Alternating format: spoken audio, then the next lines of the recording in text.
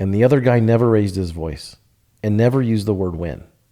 And it's the two greatest college basketball coaches, and if you want to throw Krzyzewski in there, fine. But the two best guys ever, how different they could be. And I always thought about that. And I'm like, I'm not going to try to be this cartoon, perfect, exact example of what everybody thinks I'm supposed to be. I'm going to do it my way, and I'm gonna freaking be honest and authentic. And if people don't like it, they can shove it up their ass.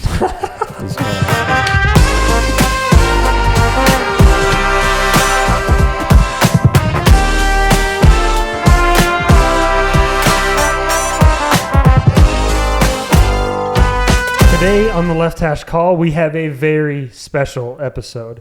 And it's not just a special episode because it is our first in-person, boots-on-ground episode with our guest, but it is a special episode because of our guest. Our guest hails from Crawfordsville, Indiana, and since 2011, he has led his team to national prominence, including being ranked as high as number 4 in 2023 with back-to-back Isthmus Bowl wins and a record-tying 9 wins in 2021, which earned him WIAC Coach of the Year honors. I was lucky enough to play for this man. He was my head coach, and he is a great friend. Welcome to the show, the head coach at the University of Wisconsin-River Falls, Matt Walker. It's an honor to be here, buddy. I'm excited. I'm nervous. That's a pretty high expectation type intro there. Well, you deserve it. The impact that you've had on me and so many of my friends and so many people that have been coached by you, I think so highly of you, and this is a bucket list interview for me, or not really interview, but the show for me. So I'm just grateful taking the time to come and talk on the show. Well, I appreciate those kind words. You're going to make me cry here before the damn show even starts, but no, you know how much you mean to me, and all the success you're having. I knew you were going to be successful. You had such a unique opportunity to do a number of different things. You're a great coach. You're a great player. Obviously, you've got this unique ability to I don't know, grab people's attention with your social media ability and graphics ability and what you do with the camera. And now this thing, it's just, I'm not surprised, but I'm very happy for you. Well, I appreciate that. It's funny, I was, kind of going back and looking at, some of your old interviews, and it's funny. No, it's funny because, and I've been I've had a couple of the other guys on the show, and we just talk about how day 1 Matt Walker versus, day 3,000 Matt Walker, it's the same exact guy. And you've always treated me with such respect. You treat everybody with such respect. And it's been a pleasure to be a part of this family, especially, being a transfer like I was coming in. It's crazy how quickly I felt welcomed, not just by you and the rest of the coaches, but it goes to show the culture that you've built here. And, culture gets thrown around all the time by different places, but here it truly means something. And I can't quite put into words what it actually looks like or what it sounds like, what it feels like. But it's crazy how as soon as I got on campus and was around your guys, it was like I was in love with the place. Where do you think that comes from? Just over the years, or it's just been incredible to watch? I think it's a few things. I think a lot of it I would contribute to the guy I played for, Coach Nick Morozes, was one of a kind. He is a legend. A lot of people in the world of football going way back would know Coach Nick's name, and I just was amazed. I didn't know it at the time because I was a stupid college kid that didn't know anything, that thought I knew everything. But looking back, how amazing he was with, it didn't matter if you were the 9th quarterback in line holding the clipboard your whole career, or you were the freaking, Heisman candidate. You were all treated the same. I still think I fail some at that, but I always tried to, when I became a coach, I said, damn, that was so important what he did. It was so amazing what he did. He made everybody feel like the same kind of kid, everybody feel important. And I always look back at him. I have a little thing, WWCND, like what would Coach Nick do? Like I always think about it all the time when I have tough decisions, or if I think I'm struggling a little bit, or I need some motivation, or I just try to remind myself a lot. I got a little bobblehead of him up at my desk and pictures of him and I to remind myself. But I always think about, okay, he was the best. What would he do? And one of the things he always did is he just treated everybody the same. And God, we've both been in our careers, we've been around guys. I can't stand cartoon character football coach guy. You've heard me say that and joke about it. I really can't stand him. And we see him all the time, and he thinks he has to yell and scream and play mind games and be a jerk. And you see some of these guys on TV being total buttholes to everybody and some of the egos they have. And I'm not saying I don't have some of that, but boy, I hate that guy. I said, if I was ever a head coach, because I was an assistant for a long time, I'm going to be me. I'm going to be a normal guy. And I'm going to be everyone says it, I'm going to be so honest. I'm going to be so authentic.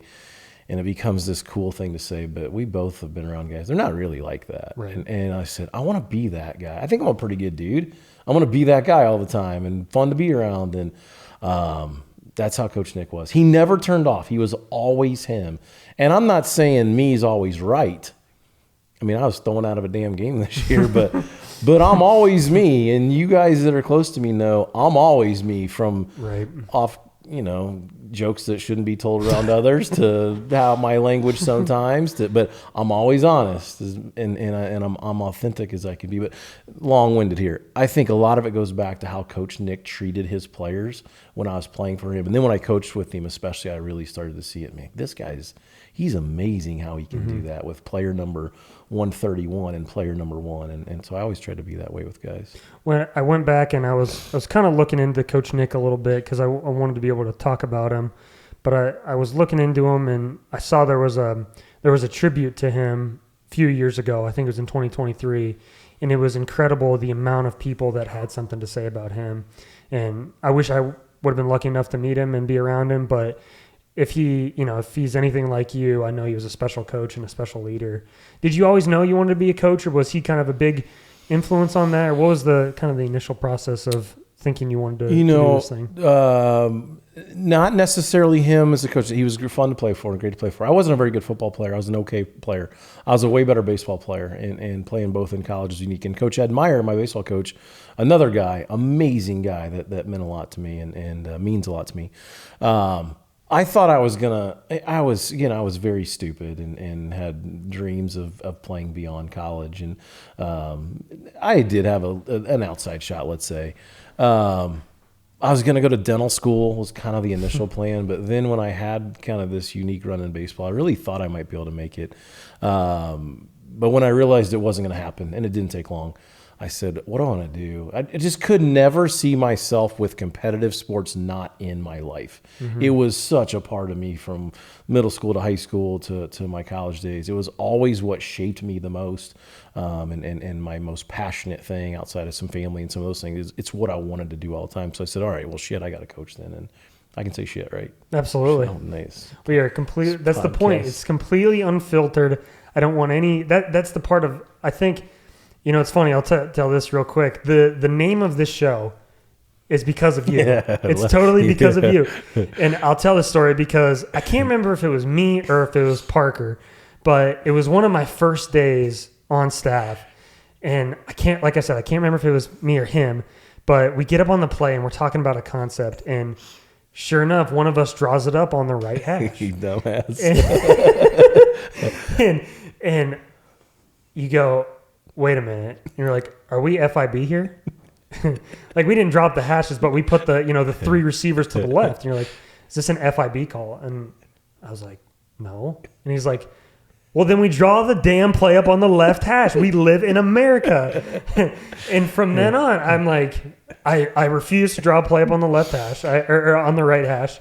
Everything is on the left hash. And when it came to making, a name for this show, I tossed around a bunch of different ideas, but I was sitting in my closet at Simpson and, this is when I'm really starting to think, okay, I'm going to get out of coaching. I'm going to start a business, and then I'm going to start this podcast. I'm like, okay, I'm going to need a name. And I'm looking up on my tiny little whiteboard I have in there. And I just see, it's just like a blank canvas for a play. And it's just the left hash. And I'm like, son of a bitch, Matt Walker, baby. And so from then on, like, the left hash call, I think it's just, it's a little bit of an ode to you, because it's not something that, like, you think about if you're an outsider or if you don't know about football, or if you're a young coach or someone that's just been a player, you wouldn't think anything of it. But it's like reading a book. It's left to right. It's not, you can't do anything else. I can't handle it. No, it's. Well, I'm honored that I got to be a part of the name of the show. Yeah. And, I think you have a really unique way of when you did get your first head coaching job, because you were the head baseball coach, correct? Yeah. And then you basically kind of got thrown into being the head football coach at the same time. Talk about that, and how did that transition kind of come about? Crazy. Like I said, I didn't know exactly what I want to do, but I knew, okay, let's coach. Coach Meyer kind of saved me because I didn't know what I was going to do, and I wasn't going to go to middle school, and I wasn't going to be this damn pro baseball player, and I didn't know what I wanted. He said, come coach with me for a year. Come be an assistant baseball coach. He was assistant football, head baseball for 37, 35 seasons there, wherever at DePaul, forever. And he said, come coach with me for the spring. And so I was just baseball that first year. He developed some health problems right when I first got there, and was struggling a little bit. And out of nowhere, retired. Took a health plan or whatever, and early retired. And so I was interim for a year there as the head baseball coach, just throwing his job. But I wasn't in football yet. And then the school was willing to take the interim title off after that first year in baseball. It had gone well and unique. Now, I'd played with those seniors for 3 years. I graduated and was their head coach that next year. Very, very crazy. It's normal to, be a player and then like jump on as a GA or a young coach. No, but being the head coach. That's how it started. But then to the middle of the year there to take it over, I give the players those guys I played with and coached a lot of the credit. People like, how the hell did you do it? Those dudes were awesome about it. They helped me draw the line. It was, I'd drink 1,000 beers with those guys now, so they were cool about drawing that line with me. And I was kind of a team leader with that group anyway, so that helped. But then when they took the interim title off, they said, we'll just fall into Coach Meyer's position. I had quarterback for Coach Nick and, loved him like a father. And so that transition was easy to become an assistant. It's funny, like, this is going to come out wrong. I didn't care in a way where, like, I was super young. I was 10 years ahead of schedule as a head coach already in baseball. I was already going to be this full-time assistant coach, which, it's so hard to get. And here I was both already at 23 years old. And so it's like, they could have paid me $5. They barely paid me more than $5, but they had me by the balls because I didn't care. Like, I was going to do it for $10. I'm like, dude, I'm the head baseball coach of my honor. And so that's how it all started. So for 7 years, I was head baseball, assistant football. And just a phenomenal time. Met some incredible people. We had great staffs there. Coach, we talked about Coach Martin earlier today, the head coach at Central College. Him and I have, he's probably my closest guy in this football coaching thing right now, other than my DePaul guys that I have connections with. But and then one of the best things, and in no disrespect to Coach Nick, but I wasn't the next coach after Coach Moses. Bill Lynch came, and I was with Bill for a year when Nick retired, and it was an amazing year for me because I'd only done it one way, with Coach Rose. Now, I think it was the best way, and it helped shape me probably the most of anything else to be the coach that I am. But what I learned from Bill was it was very different than Nick in a good way. Bill was a little more laid. Coach Nick was always running, man. Like, he was high strung, and Bill was very laid back and more my personality, probably a little calmer. When Bill raised his voice, you freaking listen. When he dropped an F-bomb, you freaking listen. Probably more relatable to some of the players than Coach Nick, because Nick was a lot older than us at that time. But I learned so much from Bill about another kind of a coach that I wanted to be. So real, so authentic. No nonsense, but not in a jerk way. No nonsense, and let's be efficient. God bless Coach Nick, but you and I were just joking about scouting reports and drawing up plays and printing out shit for to hand out to the kids that nobody ever freaking looks at. And our grading took hours and hours and hours to grade, like a point for assignment, a point for effort, a point for blah. Recruiting systems of 1 through 5 rank. A through C, get ability, blah, blah, blah. I'm like, Christ. There was no grading. You just, did he do a good job or not? Right. Bill was recruit. Do we want him or not? Bill just lived this no scouting reports. Like, well, if they're watching the damn film, they're going to see what they need to see. Yeah. The kids don't look at the damn thing. I learned a lot about how to be more efficient with Bill. He's a good friend of mine, and I was blessed to have coached for both those guys. And then when he left the school coming to me about wanting to take the job, I knew I knew it's what I wanted to do. So Yeah. for the last 3 years there to be head football, head baseball, unique and different, but I was blessed. The school, we found a way to make it work with full-time baseball assistant Jake Martin. It's crazy. I had Blake Allen was assistant, my first full-time baseball assistant. Blake was the head coach at DePaul. Now he's an assistant in Indiana. Jake Martin he played at Wabash College, which is a big rival of DePaul. Right. Jake and I we were still playing some amateur baseball together in the summer.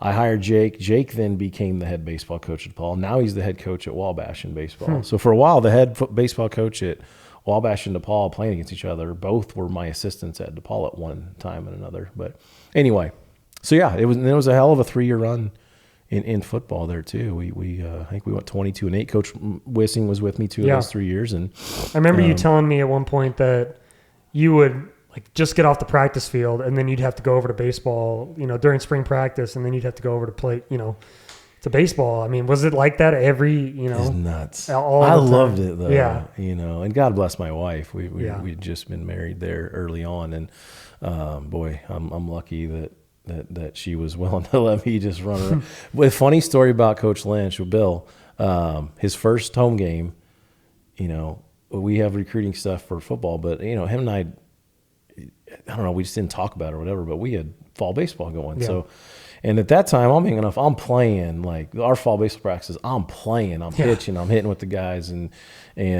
so I come up from the baseball field was down below. You walk up this big hill to the football stadium, and I'm going into the coach's locker room, and here's Bill and the other coaches getting ready for the game. They had just got done with the recruits, and I'm in full baseball uniform. I have dirt all over me. I'm mud. I got eye black. I'm freaking huffing and puffing, sweating everywhere. And Bill's like, "What in the hell are you doing? Where were you for recruiting?" I said, "Coach, I was fall baseball practice." Oh my god! I had to shower super fast. He's like, "Dude, this is crazy." Oh my gosh! Yeah, he didn't know it was coming. I guess I didn't tell him. But. Well, it's I can imagine the scheduling had to be pretty meticulous about, hey, we got football, from 6 to 8 or whatever, but baseball needs to be from, 4 to 6. It was like that in the spring? One big difference was we didn't have spring football then. Okay. So that was a big thing you didn't have to fight. Yeah, that shows my age of not having crazy. And then we finally got, what I like, towards the end we got it, but shit, you couldn't use a football back then.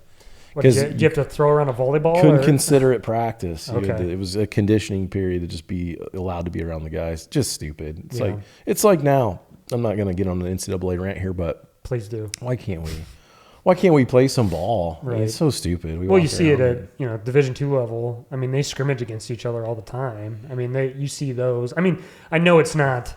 Those are scrimmages or joint practices, whatever you want to call it. But we did it in 2020 or 2021. We proved we could do it. Here's my biggest complaint is I know the main reason they don't want to give us all this freedom is safety. And it's like, I think it's an attack on our intelligence that they think if they would let us do it, that us dumb Division III coaches that don't know anything would go ram their helmets against the stadium until they can't stand up anymore. That's what they think, where no one's more in tune with the safety of their guys and taking care of their players and being smart and safe than we are. You know that. Right.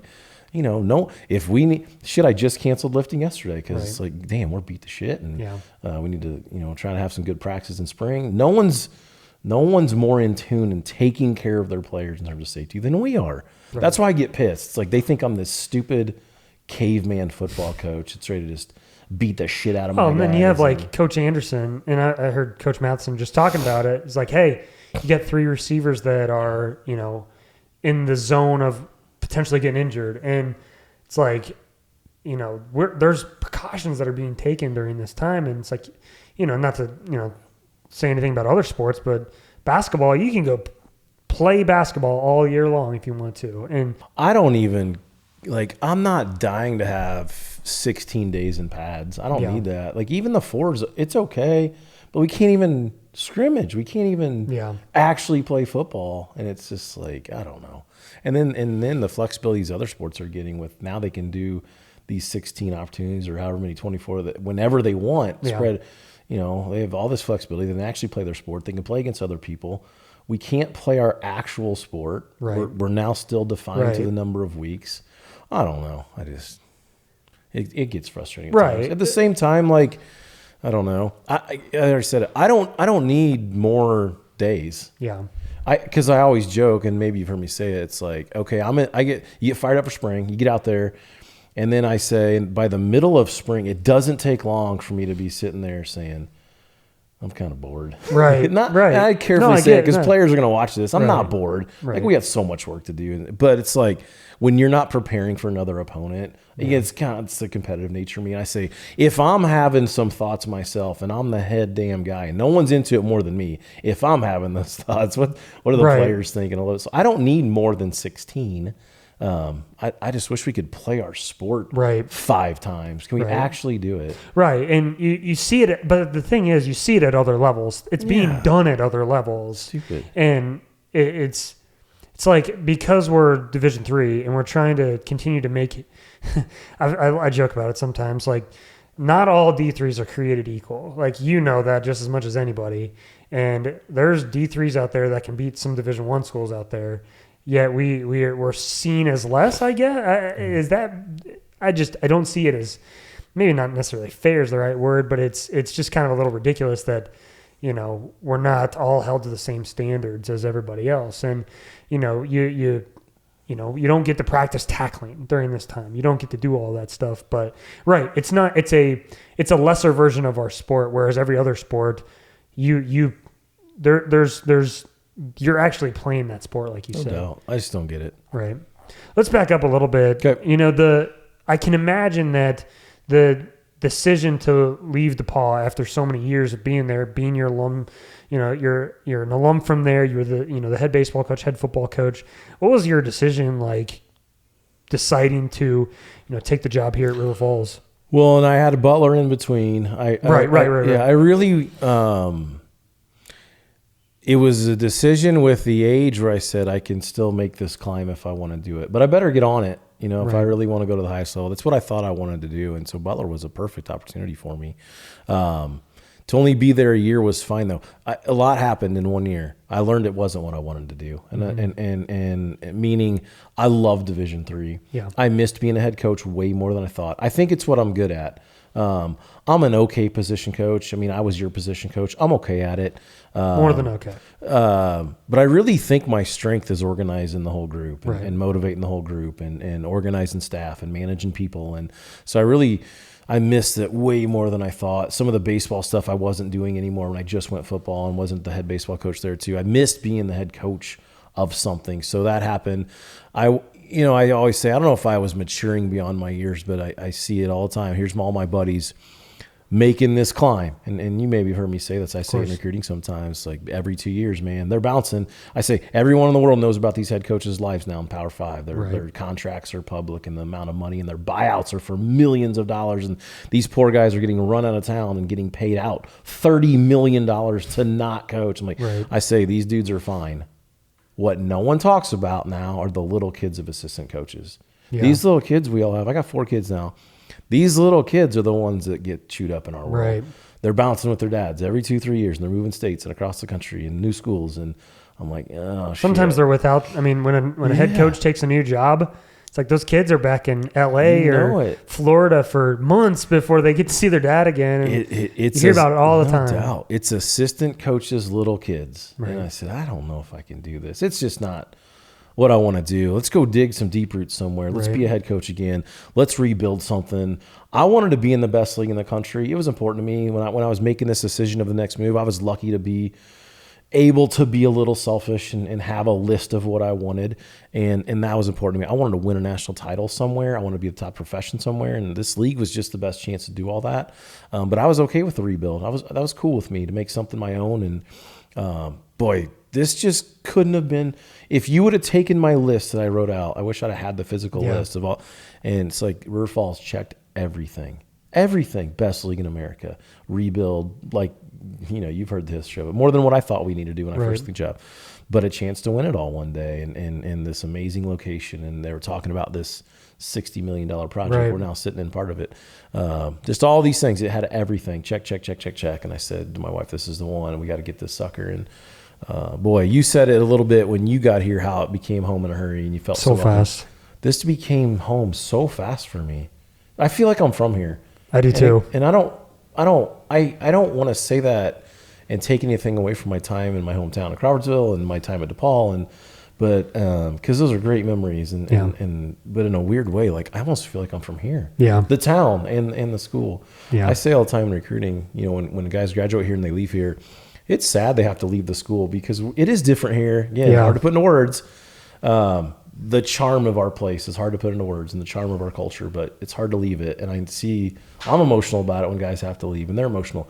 But I don't think they realize how emotional they have to leave the town. Yeah. This town takes you in a little bit. Right. I love this community, and you can't find this anywhere else. It's hard. I truly believe it. I remember my first recruiting visit, I'll tell this right away, but so I pulled up with my parents, and you pulled up right next to us in your truck, and we both pile in. I know it's coming. We both pile into the truck, or all of us do, and you're like, "Hey man, I'm sorry."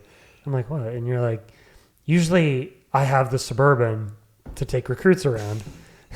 My wife's car. Janet's car. And, we drive around campus. We go, we're checking out all these different spots. And then 2 years later,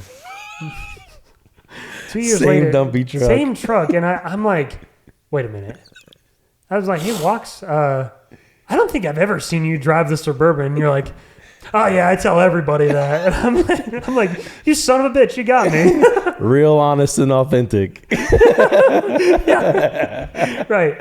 And that's true. But I remember going on that visit, and you pointed, at one of the bars. I think it's probably Johnny's, and you said, "Yeah, right." And you said, "If you go on one of these bars, specifically that bar right now, you'll probably find the town mayor, the local drunk, and a priest all sharing a beer in there right now." And it's like, it's so true. I've never been in a place where, you say what you want about, partying and whatever. It doesn't ever feel like this rager party, but it's like, It's just everybody in the community is so bought into what we're doing here. And I met my girlfriend here. Like the River Falls is a part of who I am. And it's funny, I was only here for, a year and some change. And it's just, it happened so fast. And I feel so lucky because I do feel like you said, I feel like I'm from here a little bit. And I know. I have so many memories here. I have so many friends here. I have so many, memories of playing on this field that we're on top of right now, and memories of going downtown and seeing everybody. And like you said, I can't put it into words what makes it, but it's like there's this like force around this place. And I know. It drew me. And I remember and I'm rambling here a little bit, but I remember after my visit here, my mom was like, "Hey, let's talk about this. Let's really take some time to decide what we want to do." Cause I already, I visited one school that was here, and that night I was in a different hotel room than my parents were staying in Stillwater. And I texted you and I said, "I want to be a part of this. Let's do it. What do we got to do to make it official?" And he's like, "You're like, you already did." And I hadn't even talked to my parents about it. I didn't even tell my parents. And I had that committed graphic ready to go. And I tweeted it. I put it everywhere. And my parents were like, "What the hell?" I don't think I've ever told you that. No. But I didn't even want to talk. I didn't even want to talk it through. I knew right when I stepped on campus. And you talk to guys that have been a part of this team, like guys that were here before me, here after me, and here now. And it's like everybody has that same description of this place. And it's just, I don't know how to put it into words, but you do perfectly at times. You know what's funny is Coach Nick's, it was the same thing. He said this, when he passed away and we all went back and you were like, "Oh man, it's like something special." You can't put into words his thing either, his era and what he meant to everybody, and this force, or you said that word, that force around our culture that everybody was so strongly tied to. Other sports programs didn't get it. Other alumni groups didn't get it. Other people I talked to about their being an alum of their program don't get it. I said, I don't know how to explain it to you. It was just different there. And I just think what he meant to everybody, and starting with him at the top, the love for one another. I feel that in our program too, that word love. Yeah.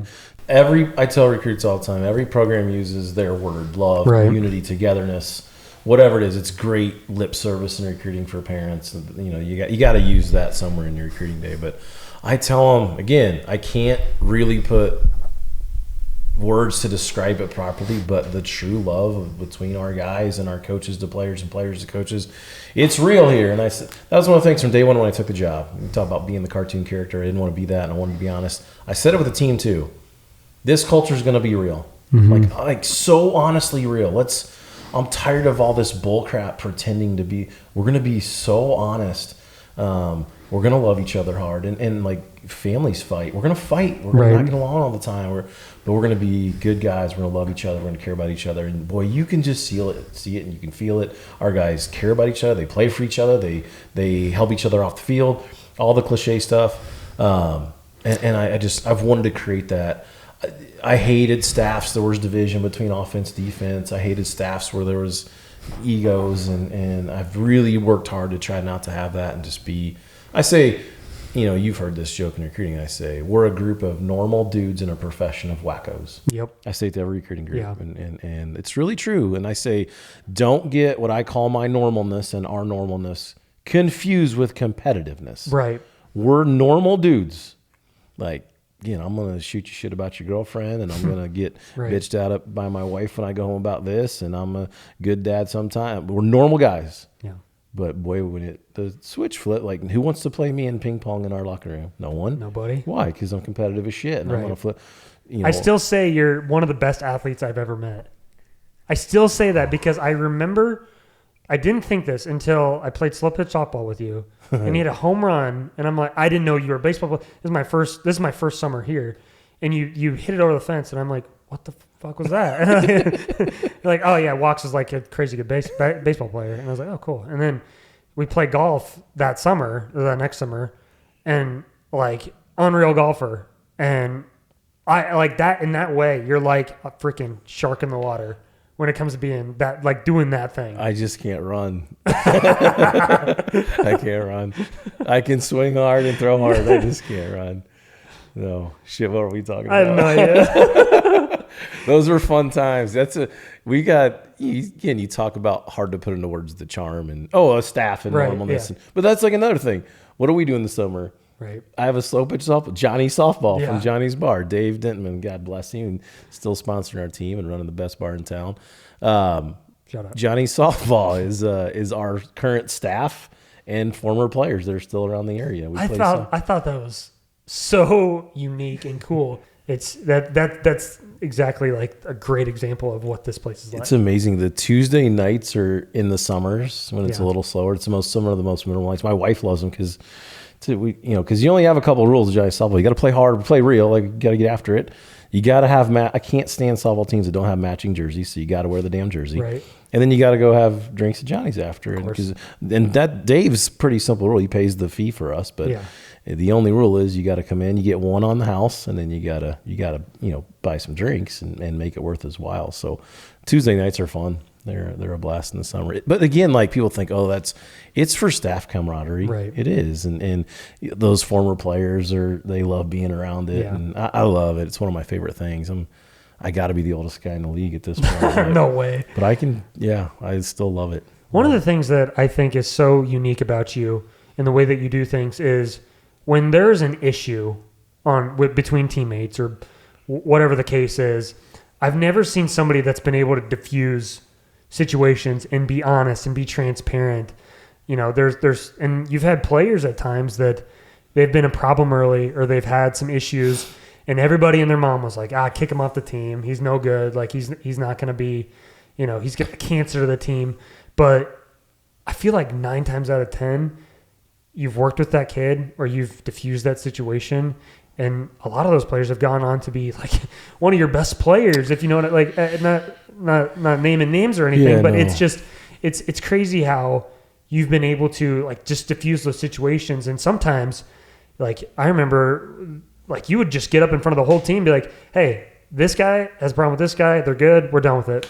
Like, and that, I think it was so humbling to see that as a player that didn't really have a lot of issues, but just seeing like the transparency and the openness with everybody. Has that always kind of been your mindset? Like, we're not going to make these situations bigger than they are, because every family, like you said, has fights, and there can be some times where coaches or leaders of people can blow the situation up, make it a big deal, make people run, examples of people. Where does that mindset come from you? Couple things. One, again, 99% of your roster now, even in Division III, they're coming there because of you. You're recruiting them to come there. So it's easy to say, oh, get this dumbass out of here. Kick him off. Yeah. I say, well, he's our dumbass. Right. We brought him Yeah. here. What are we doing if, Right. what are we telling the university? What are we telling admissions? What are we telling all these people that work with us if we're going to bring these kids here and then we're not going to help them? And so, Right. like, yeah, he is a dumbass maybe, Right. but he's our dumbass. Yeah. Let's help this kid. This, I say all the time, this generation's getting just slaughtered with bad news and the image of it, and our world's going to hell because of them. And I don't know, like my slice that I get to work with, I think that they have big hearts. They want to be led. They like working hard. They're super passionate about loving each other. All these things where I'd say, boy, I just don't see that. Yeah. Can a 19-year-old male be a dumbass? Yeah, so can a 48-year-old Right. one. So I've always hey, he's ours. Let's help this kid. Yeah. And then you said it, like two kids are having an issue. Let's not make anything too big of this. Let's go in the office. Right. You know what's, I went through the George Floyd deal here. Yeah. It was right. Talk about that. That right was, across the couldn't water. imagine. I mean, you handled that so perfectly, and I think it's And it's hard maybe for the rest of the country to understand it, but when you were as close to it as we were, with as many Minneapolis kids as we are, with as diverse of a roster as we have, I say that, skin color is always the first thing you think of when you think of diversity, and, we celebrate that word, but, and we do have the black-white thing, but, because our natural recruiting location is more diverse, and with the Twin Cities, we just are more diverse. But anyway, being right by that whole thing, we had to deal with it firsthand, and I think that, it wasn't because I dealt with that. I felt like I could deal with anything, and that was. I made everybody come to the locker room. We locked ourselves in, and right after it happened, and I think the most powerful thing was we found out whether you were a minority kid or a white farm kid from Wisconsin or a kid that had a law background in your family, and we all wanted the same things. Right. We really did. When we sat down at the end of the day and thought about our country and our world and this place we live in, we all wanted the same things, and we just had to get there a little bit because it was different probably here than maybe the rest of the country was going through. We were seeing it firsthand. So anyway, I'm rambling, but dealing with that, I felt like shit. I can deal with anything. That was as hard of a time as I've ever had with being in charge of a culture with so many guys from different backgrounds and skin colors and beliefs, and again, law enforcement or not. Those some tough times. I think let's talk about when you first got to River Falls, because it wasn't an easy road to get to where you are now. I remember when I was going through this recruiting process as a transfer, I really wanted to find a program that had some recent success. And that obviously River Falls was one of those, because you had a great season in 21. And I didn't quite realize the history of what it really took to get there. And I knew about the WIAC. I wasn't super familiar with it, but I would ask, who's usually at the bottom of the league? And you said, well, it was us for a long time, and it took a long time to get there. And so I always think your take on what it actually takes to get to this point, what it's actually taken. I mean, for almost 10 years, it was a long road, and just kind of talk about that process of fighting through some hard years, and then ultimately, really trying to figure out and hone in on what it actually took to be, one of the best teams in the country. The years I had success weren't close to preparing me to being the coach I am today than, compared to those hard years. Took way longer than we wanted. Yeah. No one wanted it to happen faster than I did. I knew we weren't going to do it right away. I knew just the talent. As I said, we were starting to get into it earlier, but when we took over, I knew we had to rebuild, but way beyond what I thought. Every nook and cranny of the program was a problem. It wasn't just talent was part of it, but it was a numbers problem. It was a commitment problem. We had recruiting relationships had been burned up a little bit. Every nook and cranny of the program needed fixed. And this is an historic program now. We're sitting in a room kind of nodded to the history of this place, and tons of championships and legendary guys like Mike Farley and John O'Grady and some of these guys. And so I'm big into the history of the program. I think it's important to make these guys understand they're a part of something bigger than them. But this decade of the 2000s that I was coming in the tail end of it was rough. The league's been a cycle. Everyone's had their run, man. Everyone, including us, a bunch of titles. But in the cycle of the history of the league, the decade of 2000s, we were at the bottom. And so I knew we were taking over a problem in terms of wins and losses. So I knew the first few years would be hard. They were talking about this building and this facility piece, and I knew that could help us at some point. But I'm like, let's just go to work, man. Let's create this culture from the ground up, this really honest and authentic culture. And then it just was getting, not old's the wrong word, but it just felt like we couldn't get over the hump because we had some good freaking players, man. Like, I think about, I hope some of these guys are listening to this because I think about them a lot when I'm doing these interviews about being ranked 4th in the country and winning those bowl games. And I hope those guys believe me. I'm thinking about my 2011 and 12 and 13 when we had an 0-10 run in there at some point. I think about those guys a lot, and guys like Jake Latecki, and I shouldn't start with names, Joel Yogurts and Taylor Edwards, and BJ Letourneau. I go on and on and on and on. Michael Diggins was, his crew, Rance Ashley. Man, those guys worked so hard for me.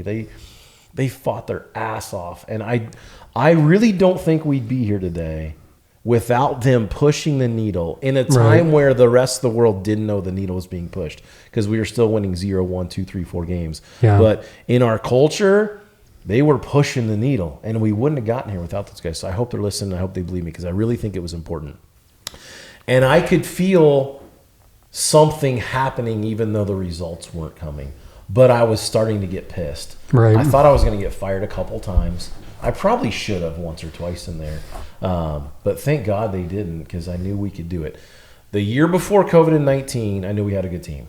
I knew the Beckman kid was playing well, the quarterback from Blaine, and we had a pretty good little squad there. And I said, we can do some stuff.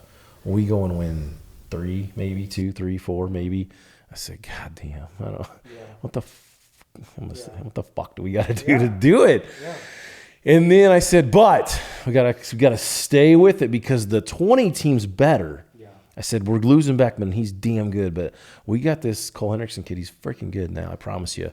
And Ben Bizey, the tight end, and Fugate, the running back, and Traxler. And we just had this group offensively and we could do it. And this defensive group that was quietly really good. And I said, hang in there. 20, Teddy and Droley was going to be in that team, that defensive group at the end. And then COVID hit. We didn't play. Yeah. I said, mother effer. Yeah. Someone doesn't want this to happen. And so then COVID became, I carefully say this because I don't know how everybody handled COVID. There wasn't a handbook on it, and there was no directions. The way that you handled it versus the way that it was handled with me and my situation were vastly different. And not disrespecting anything, but you saw how... I remember asking you this one time, how did you handle COVID? How did you get, a bunch of fifth years to come back? And I just recall my experience where there was not a lot of fight to keep the would-be fifth years around. Yep.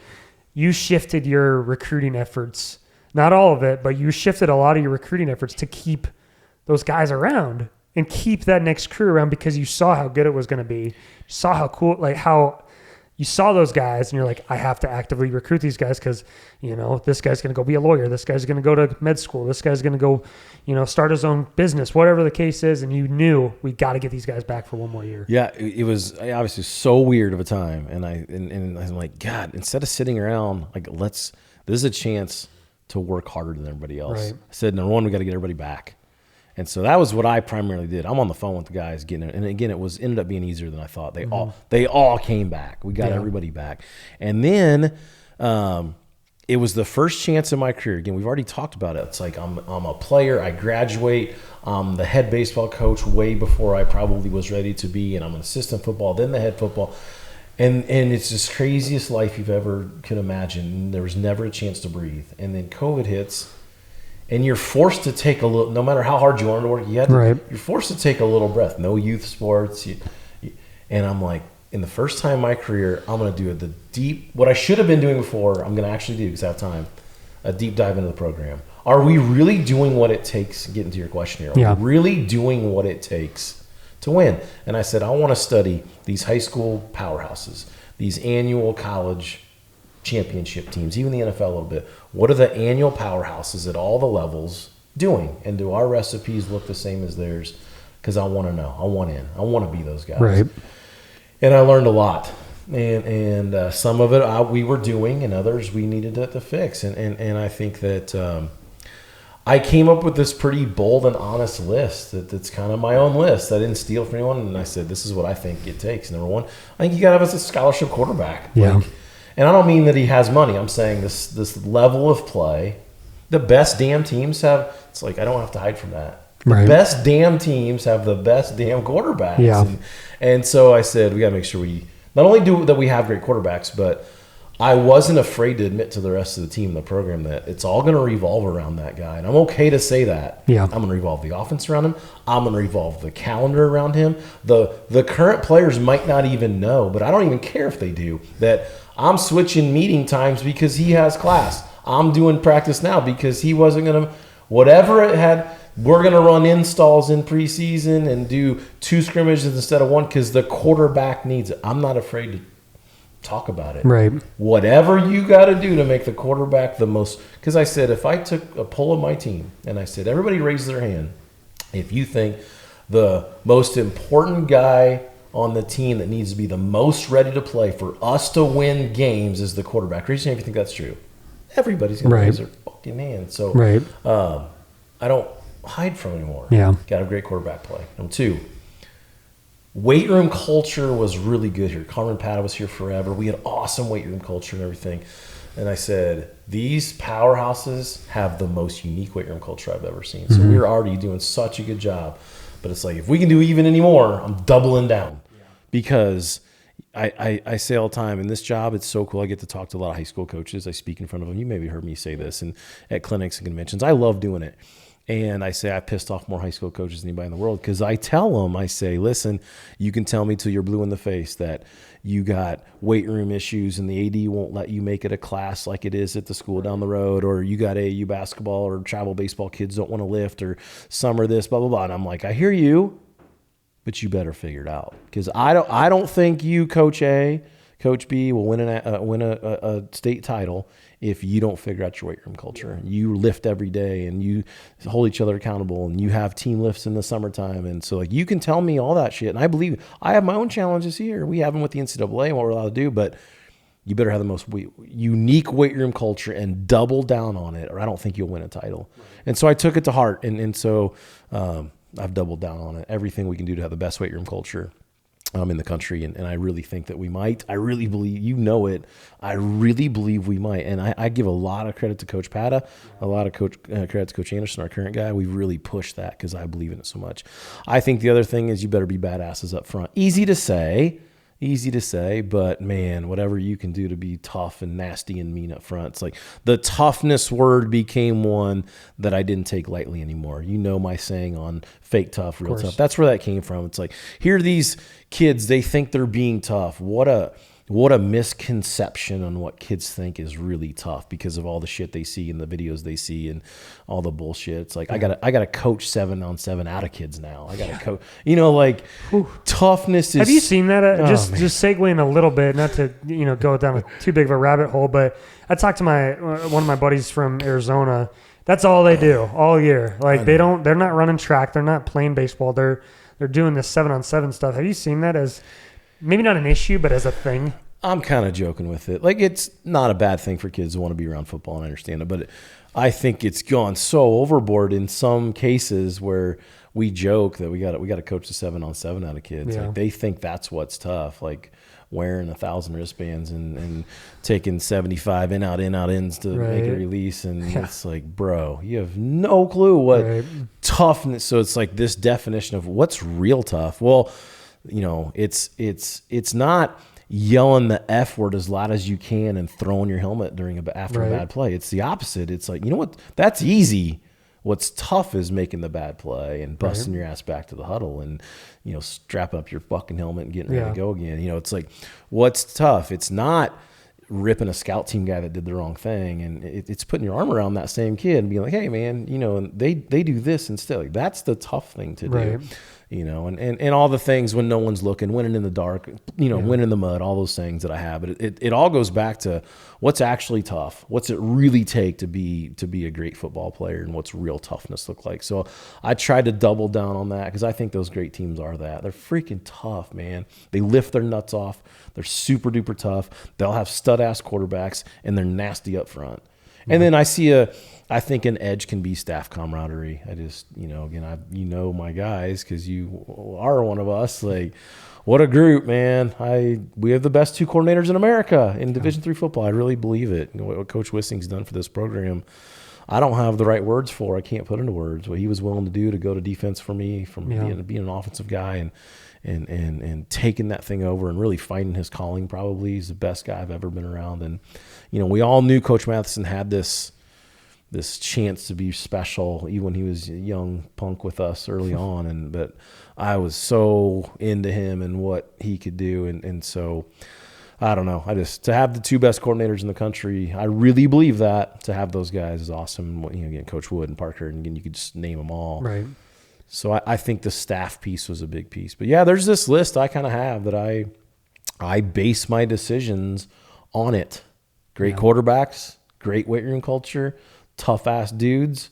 And then, like, I don't know, I want to do it with a culture of being good guys. And then, it's easy to, it's pretty good lip service recruiting. Right. But I hope we're that way. We use the Patrick Swayze thing from Roadhouse. Be nice till it's time to not be. Maybe we'll throw the video up. Maybe we'll throw the video up. I don't know. I just see these clowns not being like, just be nice. Right. It's not that hard. Again, you can be super tough and super competitive and a nasty mofo on game day and be this nice guy. I hope I'm that. That's what I try to be.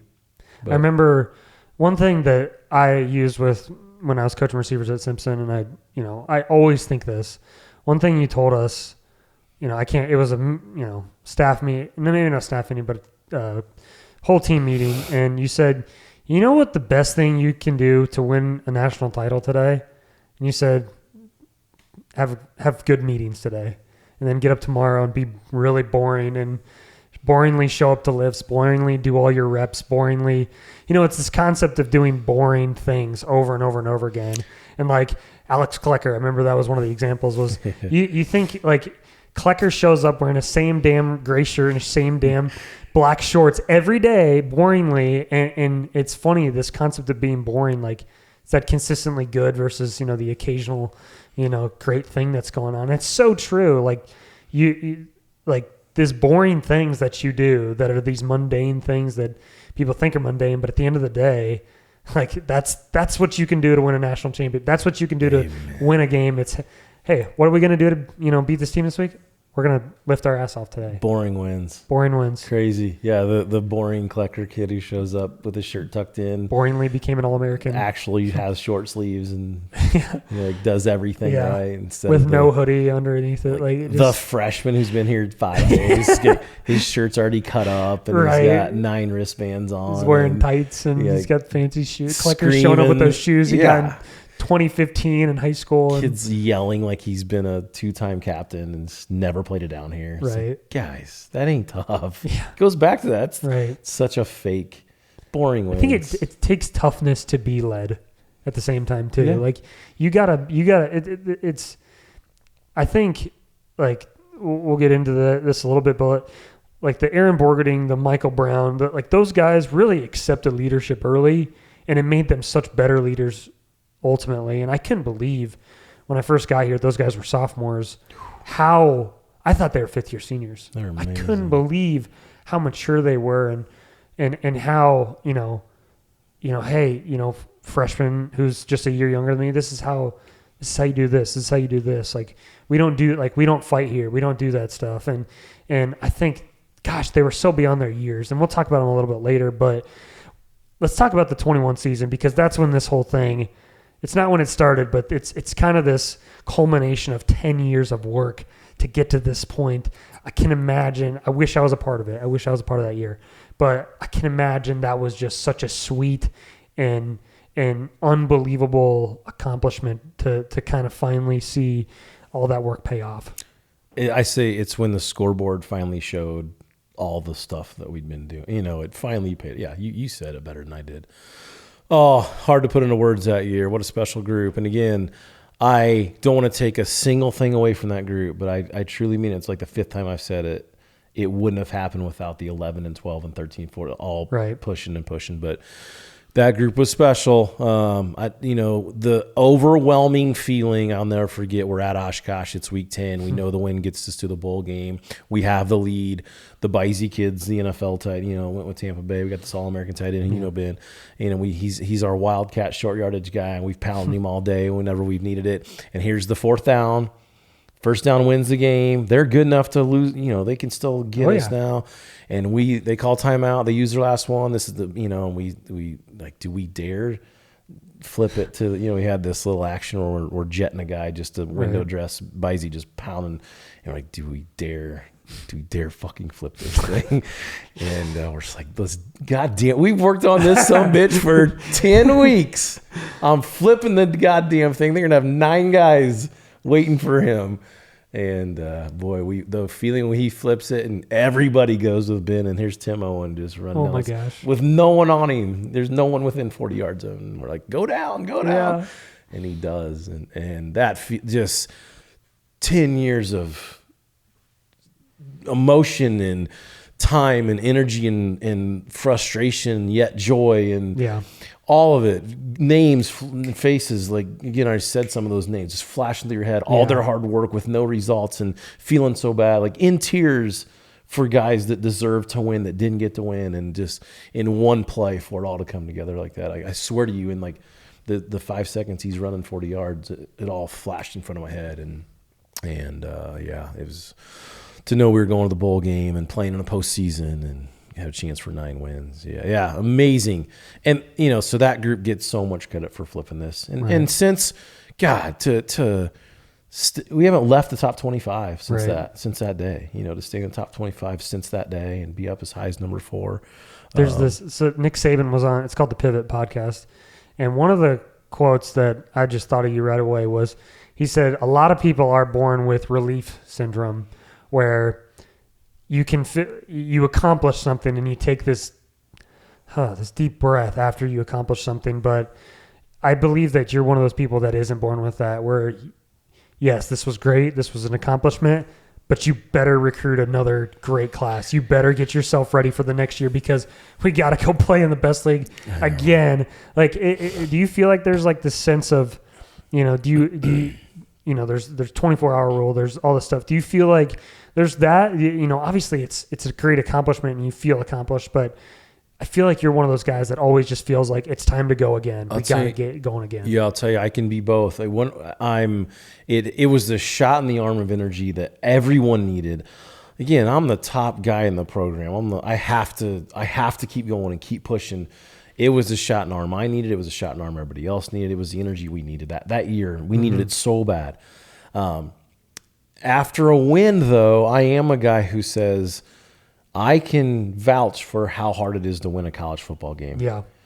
I don't believe in not enjoying it. Yeah. You got to freaking enjoy this sucker, man. I've been through too many dark times and too many years of not winning very many of these that I ain't about to see that selfish little bastard who just won a game be all pissy because he didn't have a great day. Right. Like, I hear you, and I can respect a little bit that you want to play. We're going to enjoy this because it's so hard to do, and then we can get back at it tomorrow. Right. But that's why we go to Johnny's. Hell yeah. To have that camaraderie after the game, I mean, I think it's pretty sweet. It's funny here, our town's culture, everything's a bar grill, basically. Right, everything. So you've got families mixed with, as you said, I say that. I use that quote in recruiting about what is River Falls. Well, Friday afternoon at 3 o'clock, you go to the end of the bar. You were super close line. I say you can go to the bar, and at the end of the bar is sitting the mayor, a professor, a student in the town drunk. All okay, yeah. And everybody's cool with it. Right, and everybody's sport. But it's that kind of place because it's restaurant, grill, bar intermixed a little bit. So when I came here, like, everybody that transfers is like, I'm gonna play. I'm gonna transfer because I'm gonna play.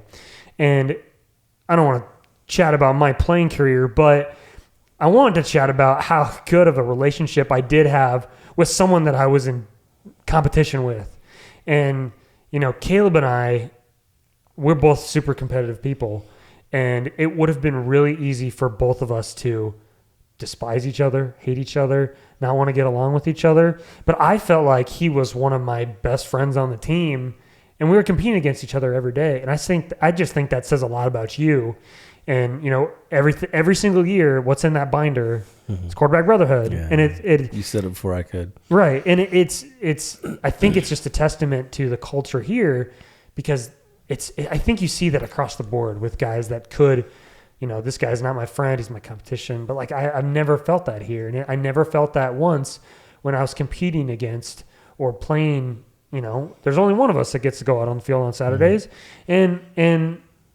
Like, yeah, when you're playing, you're upset, but like we still had such a good relationship, and then that carried on into that next summer, and I wanted to do everything I could to help that kid like get ready to play, when I was no longer playing. And I think it just says a lot about you as the position coach specifically. I've been blessed to be in so many quarterback rooms with so many good players, and I had to develop something where that, I say it's always the first thing we talk about. It's got to be priority number one: quarterback brotherhood. Like, we got to all be best friends. We got to be, and not even best friends. We got to be tight. There's got to be this thing you can't put into words about how we care about each other or supporting each other and cheering on the other one. That always comes before competing for that spot. And I think it's because we say we don't like bullshit about it. We'd be like, this is really hard. I'm so honest about it. I am almost awkwardly. Like, I'll say, like, hey, if unless Patrick Mahomes transfers here, Caleb Blah, like everyone always is like, hey, everything's in pencil and no one's got a job. And I don't know. I think the honesty with players, they really respect that. And where I say, hey, Caleb's our starter, bro. Like, I think you had a big part of that. I mean, I think that your willingness is the wrong word, because you were still competing to be the guy, but you were a smart enough kid to understand how special he was. Yeah. And I think when the other quarterbacks in the room saw how your relationship was with Caleb and what you guys were able to do together, it helped the entire room. I think we've had a history of that. I think that I've had a little bit of that. And when that, let's say, other guy has shown that love for the starter, it's helped the rest. It's been no problems in the rest of the room. Yeah. Hard, but I don't know. Like, I think the coolest not part, hiding from it, talking about it's so important. Be like, hey, this is really hard. This has got to be super tough for you. I know you want his job. Like, you guys know I do that in meetings. Yeah, like, it's kind of wild. You're like, yeah, coach, it's not fun. But I mean, I've talked about this before in the show, and I talk about you all the time. But one of the I just remember when and I don't, like I said, I don't want to bullshit about my career so much, but I think it's my experience, and I think it's relevant. But when, you asked me to come in your office, and you just said, hey, I think Caleb's the best player in the country, and I think a lot of you, but I'm going to start him and we're going to ride him. And that's got to be that's our decision. And I don't think I'd ever had a coach just be like, we're doing this. This is why, love you, but this is our decision. It feels like other places and other situations I've been around where, even in other sports growing up, it's like, hey man, like we still love you. Like, we think, hey, like you could go in at any point, like, which is still true, but there's kind of this just bullshitting all the time. And about, it, don't you? Right. Yeah. You know it as a player, and you're like, coach, I know that, like, he's a senior. I'm a fucking sophomore. Like, I get it. Like, just tell me straight up. And you did. And I just think that maybe didn't take the blow, off of it a little bit more, but I just know that that's an experience that other guys are having and still have and have had, with you, where there's not this, BSing, like, hey, I don't even know really, I can't even put it into words, but just how honest you were with that situation. It helped me, and it helped me just say, hey, I'm going to do what's best for the team. And coming back, I was going to be the backup that next year as a sixth year. And like, I just told you, like, I'm going to do whatever I have to do to get myself ready to play in case, but if not, I'm just going to try to help this kid be the best possible kid he can. And again, I was never that way. It's me or bust. Fuck everybody. I don't care about anybody else. But I think just that mentality, that leadership from you really helped me just say, I don't care. Like, if I got to be the damn holder, right? Like, if I got to be the holder. Best holder ever. I hope it's still true. That's great. Not close. Well, sorry to all my other holders out there. Best one ever. I think, again, it comes back to you. I just took an immense pride in making sure I got that damn ball exactly how those kickers wanted it to be. And I was never like that. I would have said, fuck you, I don't want to be the holder. Yeah. I would have said, no, I don't want to be, like, I'm either the starter or bust. I don't care. But I think, again, it just goes back to you and what it means to – let's move forward. Enough talking about me. Talk about myself. I like when you're bragging about me winning, though. Right. No, that part's good, right? No, but let's talk about Caleb a little bit. When did you know that he was going to be special? Because early, like, there was some, mechanics issue, whatever you want to call it, but some people might have doubted that, but you always said this kid's going to be special. When did you know, like, he's a real deal? I'm super careful with high school kids predicting. It's such a crapshoot. I always use the example. These NFL executives have millions of dollars, every resource at their fingertip to make sure they don't get the draft wrong. They bust it over half the time. Why? Right. Because you cannot predict a kid going from one level to the next. No matter what, you cannot predict it. So I never pretend that I can.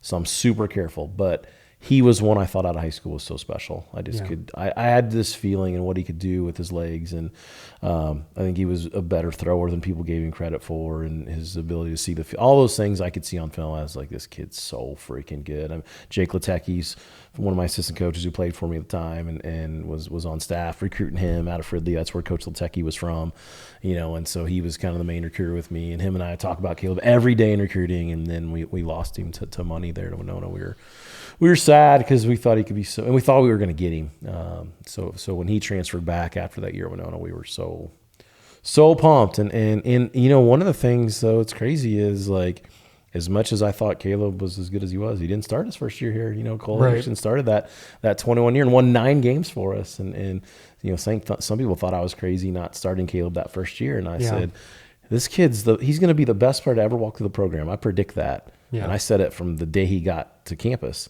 And I still didn't start him day one. Why was that? He wasn't as good at quarterback in the system as Cole was at the time. And that was okay. Like, that's all right.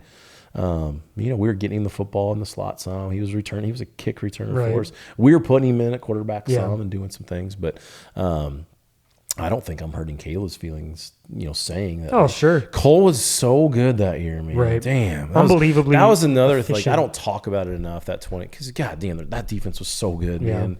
And what, Abizzi did, and some of those was, and Fugate was a 1,000-yard rusher that year, some cool stuff. But Cole Hendrickson probably deserves more credit for the turnaround of this program than I publicly give him. Yeah. What a freaking year to be a first-year starter and only start 1 year and do what he did.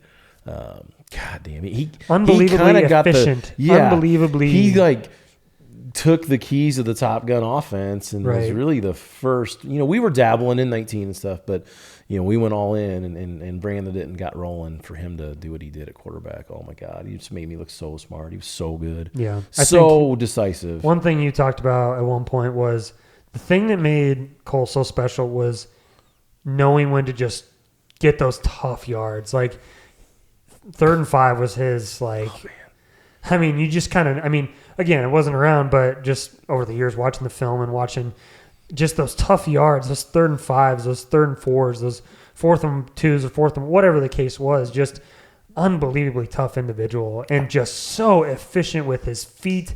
That's one of the things that, you want to throw on clinic tape on how to throw, RPOs.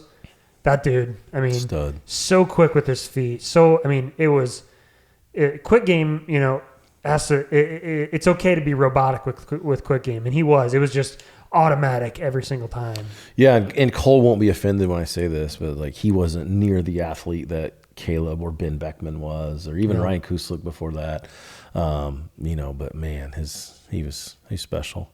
How freaked out were you when you got here and you learned that you weren't allowed to slide? Dude, A quarterback. You kind of, well, and that's the thing. Like, I remember. How weird are we? I was so concerned with my health. Like, I remember we get like halfway through camp, and I knew it was coming because you had said it's coming. Like, they're coming, and I was like, yeah, whatever. Like, there's no way you're gonna make me go live in practice, right? And sure enough, like you said, hey, you guys need to go grab white jerseys off the Z rack. It's like, here we go. Like, and I remember like that first practice, like the first live practice. It's like Cale Rosine and freaking Caleb Johnson, and I'm running A gap power, quarterback power, and I just am like, oh my god.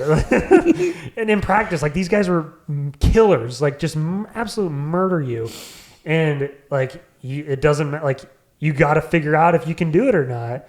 I totally get why. Yeah. Fuck it. Yeah, then it wasn't. Isn't it crazy? It's crazy. I think it's crazy. I don't know anybody else that does it. I know. But maybe we're nuts. Maybe, but you know, I mean, it's. But you said it. Like, it isn't the explosive plays that make this go. It is the hard 4-yard quarterback run in the little bit of space off the edge between the alley backer and the edge. When you got to go grab 4 after like that, that's really it's like throwing a bubble screen and getting 4 yards when they evened up numbers on you late, and that dude's got to run through the smoke. And that's everyone. You know, everybody wants the secret sauce to this offense. You can imagine, right? Everyone's calling us, and they get disappointed with the answers. It ain't the schemes wheels getting guys wide open. It's quarterbacks earning 3 yards after contact, and receivers going and earning and running through the smoke when they even up numbers, and I throw it anyway. And I couldn't believe how physical the receivers were it's amazing. in the block in the RPO block. I mean blocking.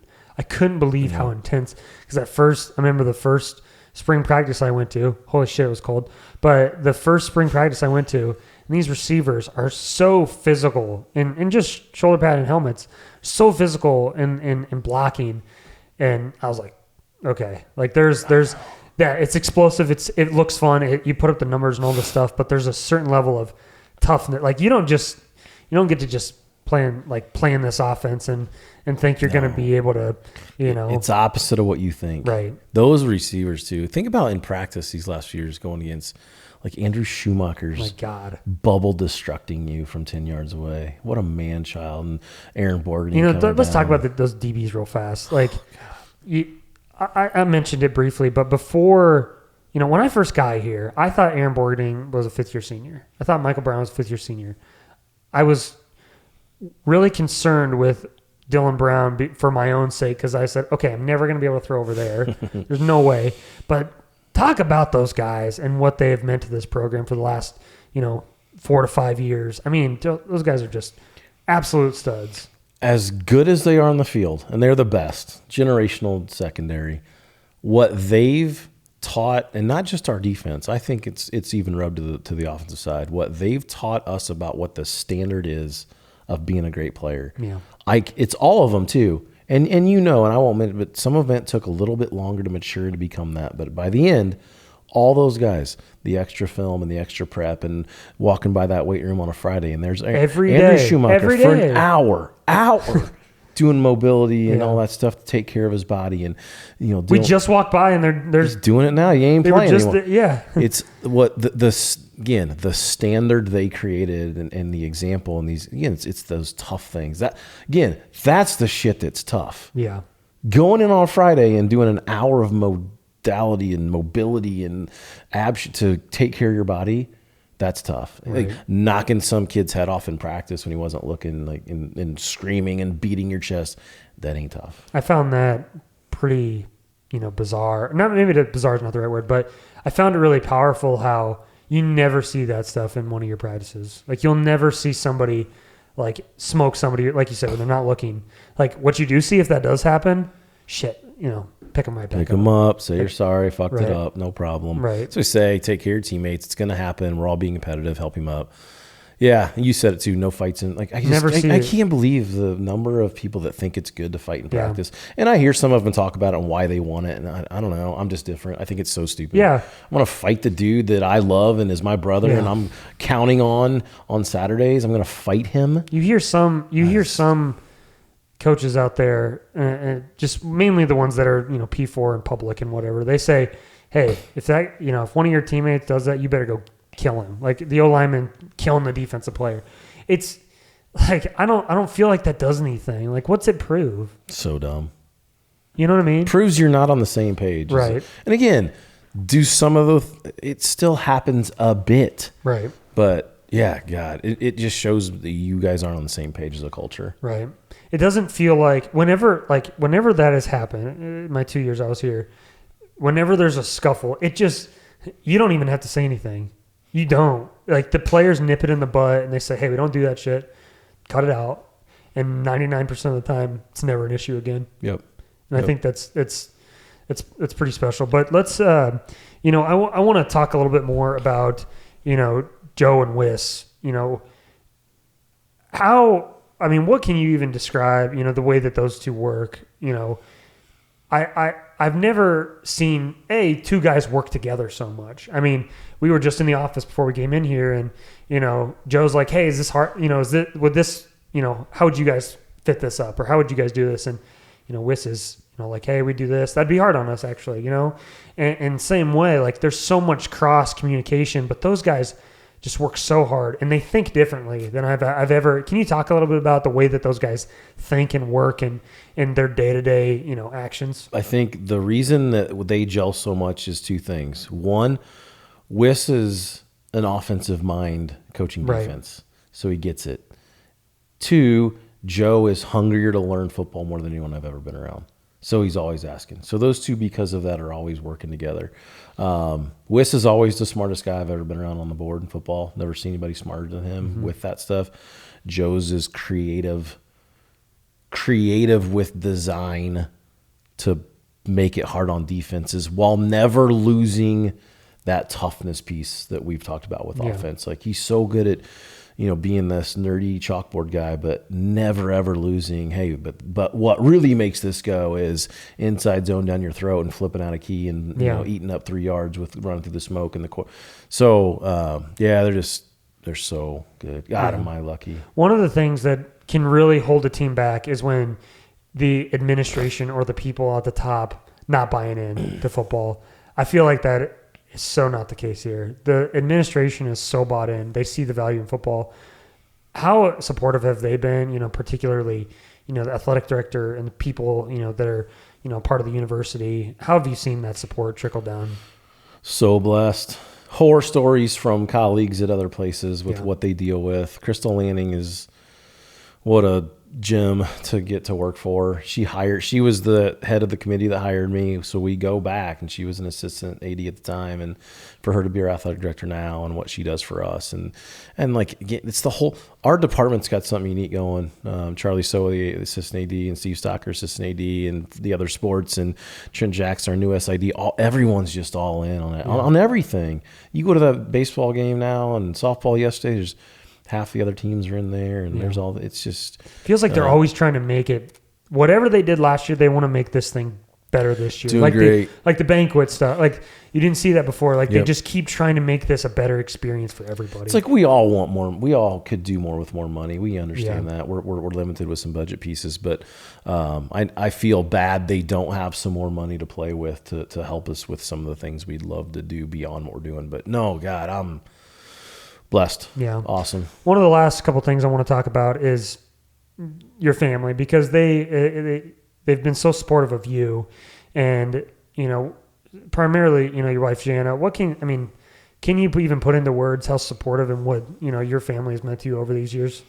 No, there's no words. People can't begin to understand the life it is for these wives and kids of a college football coach, the amount of time spent away from home. It's like, I joke, but it's true. I've broken bread with a meal with Joe Matheson, probably more than my wife in the last 10 years. And I'm eating, half my meals with that guy, because of the time spent in here, and for her to put up with that and you know, basically raise the kids by herself with me out running around recruiting. And because again, the misconception of people don't understand, like my own friends who know me and are around me, they're like, oh, the season's over. What the hell are you going to do? I'm like, I'm going to be gone more than I was in season. Like, what? So, yeah, I'm going to be recruiting and on the road. Like, they just don't, nobody quite understands it. So, no, I'm pretty lucky, man. She's the best. And my kids it takes some sacrifice by the kids too. Like, I miss stuff. I'm going to miss the softball game tomorrow for my daughter because we have practice. And, but no, I can't say enough about them. I'm truly a blessed man to have her in my corner and the kids understand. It's been fun with the kids at the same time. Like, you know, Crayley, now has made a college decision. What was that like being you? I mean, you're obviously a head football coach and you do this literally for a living. You do this for your job. Was there a weird kind of balance of being dad while also being like, that's a load of shit? Like, was there a little bit of that? Yes. Yeah. There was throughout her recruiting process. But I was actually impressed. I learned some things I do differently in this and that. But a different outlook for sure. So she's back home now for Easter, and it's good. She's actually in the office right now. Oh, really? Okay. Then I got a freshman, Hudson, playing softball. My goodness, that feels weird. Crazy. Yeah, what a year. Craylee's a freshman in college. Hudson's a freshman in high school. Townsend, my son's middle school, 6th grader, starts middle school. And then I got little Sullivan there who hasn't started school. He'll start next year. Gosh. If he was 1 year older, we'd have had one starting every level. Yeah. We had a 1 year break at the elementary. We've had a kid at elementary every year since we've been here for the last 15 years. And we had kindergarten roundup last week where we took our preschooler through to go to, and there's all the old staff. They're like, oh, the Walkers are back. It was a 1 year break. It was funny when he was obviously a little surprise in life there with how we were in our 40s. And I never forget my dad he goes, Jesus, Matt, you're going to be 62 at his graduation. And I said, you're going to be 98. You probably won't be there. Oh, God. Let's wrap this thing up and let's talk about Mega Camp, because it's the premier showcase. And I'm not just saying this because I'm involved, but it is so cool to watch all these coaches around the country come for this thing. Talk about Mega Camp. Where did it start? How big has this really thing become? Crazy. I'm going to tell you, this is just the God's honest, so truthful thing on this camp. I'm going to say this because I hate camps. I hate camps. It's become so crazy with all these camps and all this instruction, all the recruiting camp. It's so out of control. So I hate them. Yeah. And here we are 2 years ago, we're sitting there and, schools are starting to go out and do spring recruiting, and they're getting ahead of us in the calendar with next year's class. And I felt behind, and, we didn't have the budget or staff maybe to catch up to some of these guys. And I'm like, God damn it. What are we going to do? And here I got buddies we're talking about summer plans, and they're like, well, I got to go to the U of Indy mega camp in Indianapolis. I got the Northwestern mega camp in the Chicago area. We might head down to the Houston one. Right. So it's like, okay, all these metropolitan areas have the flagship mega camp. And I'm like, there just isn't one here. Right. I said, okay, we can do this mega camp and try to shoot the moon. And in one day of our frustration of being behind in recruiting, we can have the top 500 players from both states here and not catch up, take the lead in a day. Yeah. If we do this mega camp, and along the way we can make some money. Like, Mike, these guys can work camp. We can donate back to the program. We can do some things with some of this money. So I'm like, let's try it. I hate it, but let's do it. Didn't know if we'd have a person. We have 800 kids at the first one, and then all of a sudden everyone's like, oh, this is the Minnesota Twin City area, Western. They finally have a mega camp, and here they come. And now Wisconsin's coming, and the Gophers, and Indiana came last year. Michigan State came last year. All the Dakotas are there.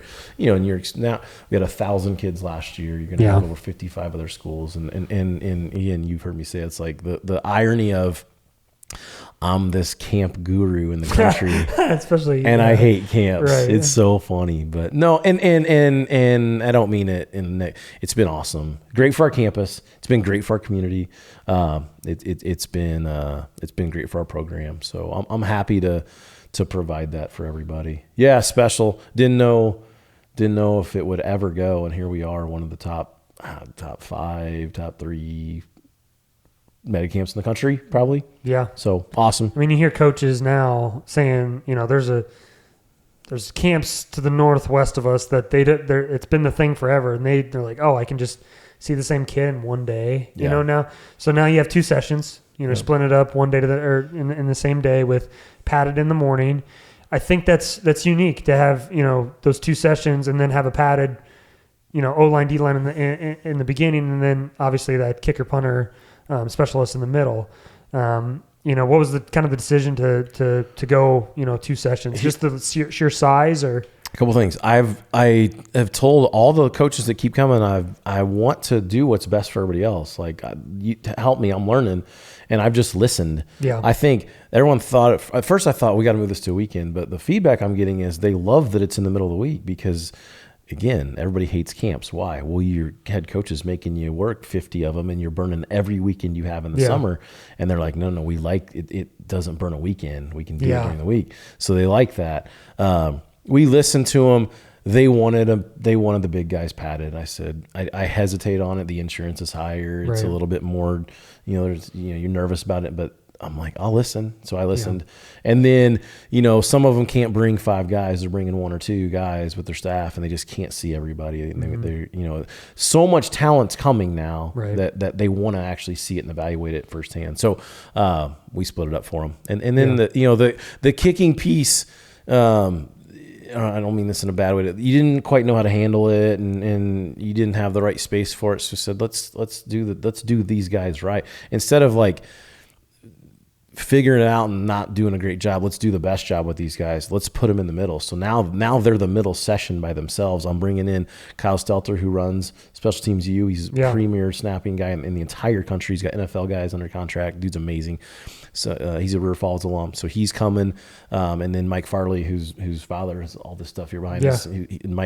Mike is a kicking guru in the Midwest and runs his own kicking schools all over the Midwest. So those 2 are going to come in conjunction with Mega Camp and help us run the kicking and long snapping in the middle. So here we got these massive sessions, padded in the morning with the big guys, this great skill group in the afternoon, and then the gurus of kicking and snapping in our area coming in and do the specialists in the middle. It's going to be awesome. I can't wait. It's going to be, I'll look forward to being back here. Done it every year. It's honestly quite a sight to see Raymer Field. The first year, I think the way that it's done too, because sometimes you go to these med camps and you're like, I'm going to get like 2 reps.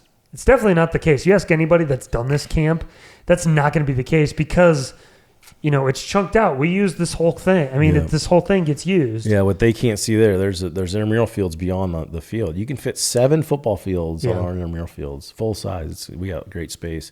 And the other thing is, I've never tried to lie about Mega Camp. Everyone's trying to legitimize their camp, saying you're going to get great instruction from all of these college coaches and like we were saying it a little bit. It never happens, though, right? No, I mean, and I've stopped lying. It's just like, dude, I'm going to give you a chance for $100. Come here and you can get in front of 50 other colleges, Power 5 schools, Division 2 schools, every Division 3 school in this area. Over 800 offers were earned at this camp last year. Yeah. And then people, why would I come if I'm a young guy? Well, if you have this dream of being a college player in our recruiting world that we live in, whether you like it or not, you're probably going to have to do some of these camps. You're going to have to get some verified numbers. You're going to have to do.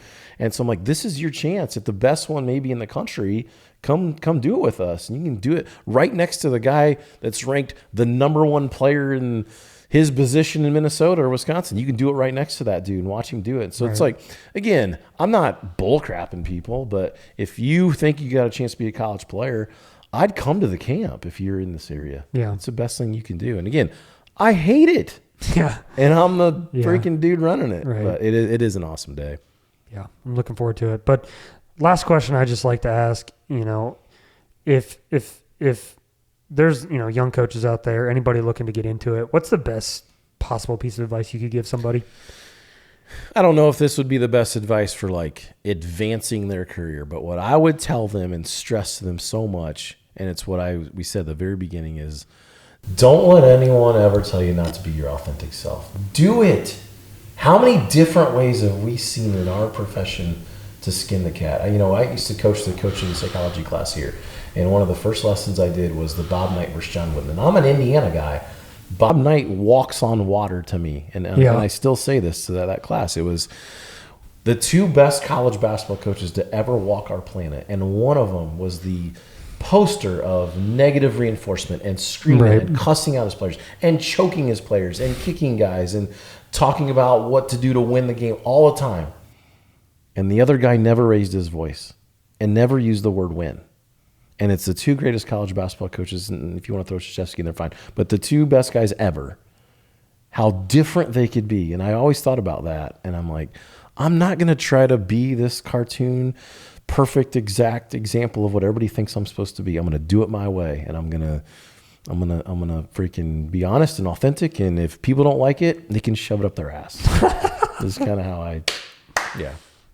So that's my advice. That's a great way to end it, boss. I appreciate you. Appreciate you. Thanks, boss. That was awesome. Love you, man. Love you too.